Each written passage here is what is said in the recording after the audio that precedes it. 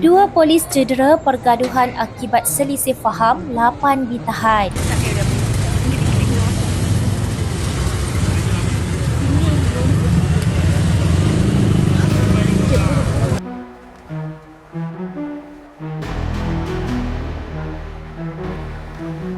Dua anggota Task Force Balai Polis Jalan Datuk Keramat Pulau Pinang cedera dalam insiden pergaduhan akibat selisih faham dengan orang awam di kedai makan di Jalan Sungai Pinang, Georgetown, Pulau Pinang. Ketua Polis Daerah Timur Laut, Assistant Commissioner Abdul Razak Muhammad berkata, kejadian berlaku kira-kira jam 9.50 malam apabila Pusat Kawalan Daerah menerima permintaan bantuan daripada anggota polis yang berdepan kesukaran ketika menjalankan tugas penguatkuasaan.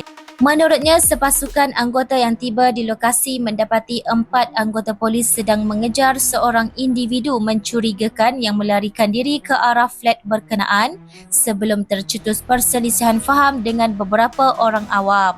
Dalam kejadian itu, 3 daripada 4 anggota polis terbabit mengalami kecederaan ringan akibat pergelutan yang berlaku. Tambahnya, seramai 8 lelaki warga tempatan berusia antara 28 hingga 38 tahun telah ditahan bagi membantu siasatan.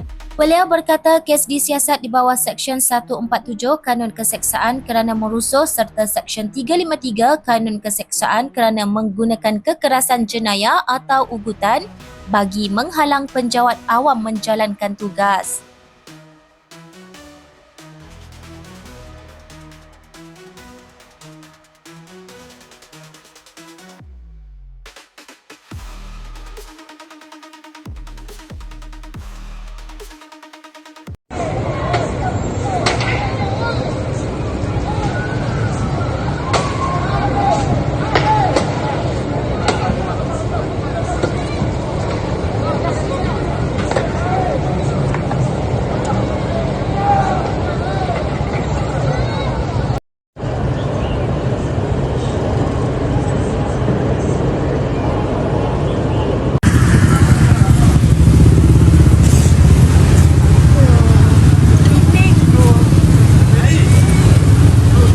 Boleh sekarang